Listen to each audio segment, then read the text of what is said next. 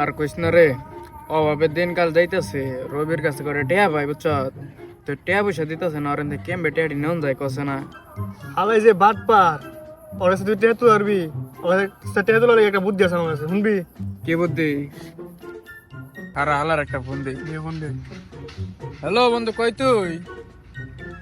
হয় যে আমার গোবাইতে তো আমার ছোট ভাইয়ের যে মুসলমানি বুঝছ, মুসলমানের অনুষ্ঠান করুম, আমরা মালটা রায় খামু, তুই কি থাকবি নাকি? অঞ্জে তুই থাকস তাহলে টেয়া পয়সা লই আয় পর। হয় আচ্ছা রাখতেলে। দি সালে এখন দূর বাইরে যাইব। এই বেটা মালান ব্যাগে কইবি না, এ ধর 1200 টাকা নিয়ে আইছি, টাকা পয়সা কোনো ব্যাপার না, যদি লাগে আরো আবার নিস দিমুনি। ধর বন্ধু, তুই 200 টাকা নিয়ে জাগা। কি রে 1000 টাকার চাদর ধরছিস নাকি?